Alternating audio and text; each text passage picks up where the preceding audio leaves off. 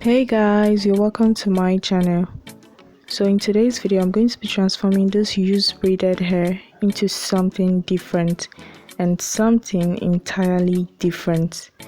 So if you want to see how I made all of this, then make sure you enjoy this video and don't forget to keep on watching because every part of this video is going to be insightful.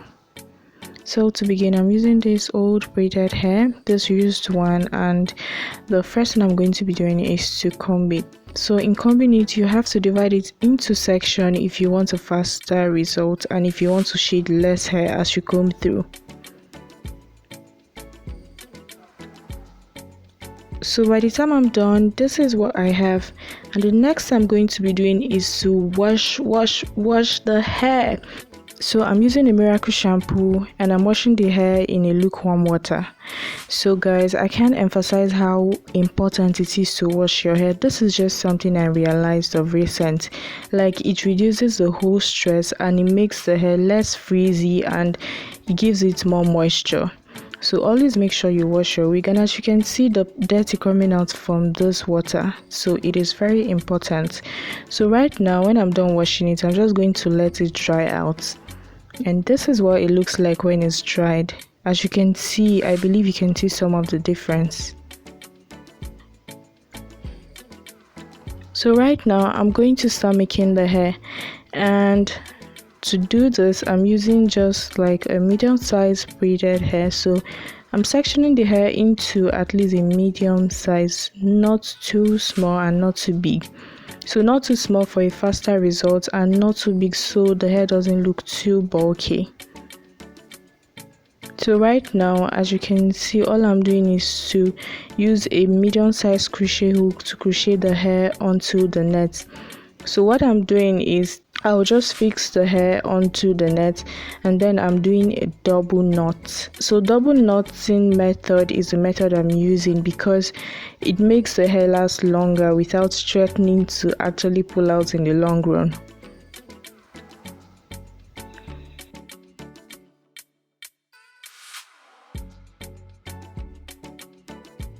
So guys, moving on forward, I'm using a small size crochet hook for this part.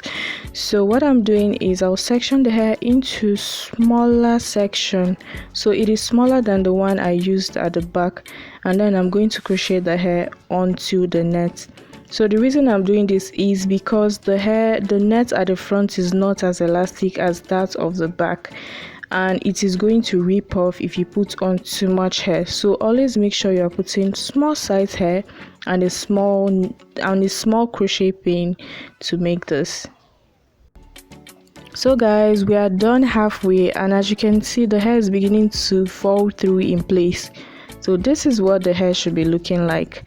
So as you can see, basically all I'm doing is just to crochet the hair, double knots on each hole, and then there's a tricky part where you get to the front, which is where you'll be doing most of your parting, which I'm going to show you now. So when you get to this front part, all you are going to do is just to crochet one knot in the hole. So this is the part I am exactly talking about. All you're just going to do is to do a single knot, not a double knot, and you're going to use smaller section of hair. So smallest section of hair, guys. That is what you're going to use to make this. So now we are done everything. Next I'm going to be doing is to flat iron the hair. So this is the difference of when the wig is flat ironed and when it is not. So I really hope you get the difference of when it is flat ironed and when it is not, so you can actually know how to work on it. So basically you can use any form of heat to straighten this hair. I decided to use a flat iron because it is faster and it saves time. You can use a hairdryer, you can use a hot water to do this. So guys, when I'm done flat ironing, this is what we have. The hair is looking shiny and beautiful. So at this point you can decide to leave it like this, just cut the front and do a fringe if you want, or you can do what I am doing now. So what I'm going to be doing is to coil up the hair, but first of all I'm going to let you know that I didn't add oil to the hair, just in case you didn't notice. So no oil to the hair is going to make it have like a natural silky look, so always make sure you're taking note of that.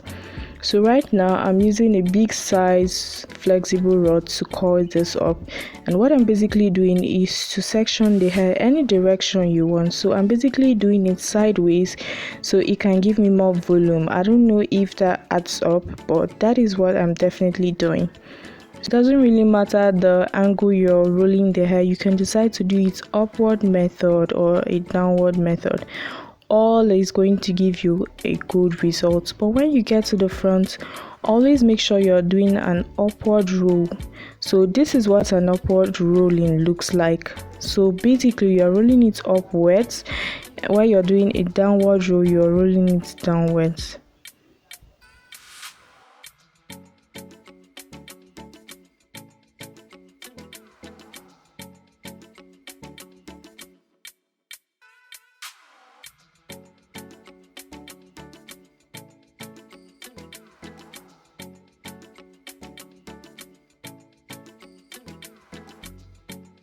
So the next thing I'm going to be doing is to go over with so I'm using two conditioners, a leave-in conditioner and a deep conditioner. What I'm using is a Mega Growth leave-in and deep conditioner.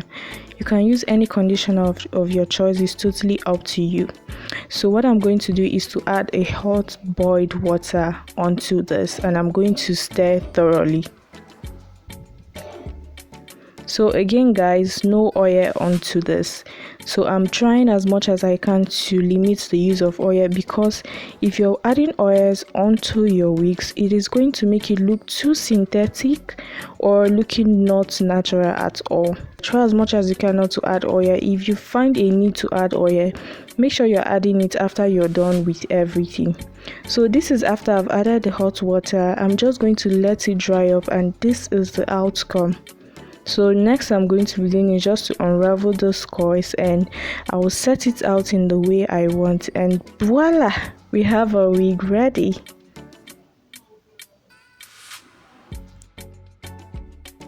So look how beautiful and bouncy the coils came out, and believe me guys, it feels so smooth. This is basically one of the most beautiful and silky moisturized wig I've made. So when I get to the front part, all I'm doing is just to like give it a little trim. All this is totally up to you. So most times along the line, I've learned that trimming the hair onto the mannequin head doesn't really add up too much, because it might just not give you the exact size or length you want. So what I'm doing is just to give it a partial trim, and then when I wear the wig, I'm going to give it a proper trim.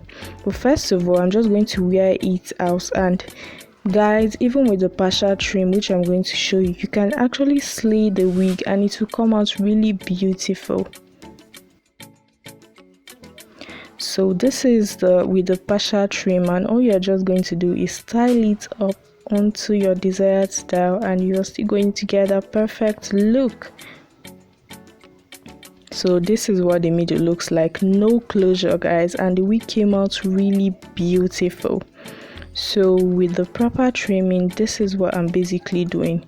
As you can see, I'm not just using the scissors to cut it all at once. I am doing it into sections to give it more like a sharp edge, so it is going to look as natural as it can look. So guys, this is the wig.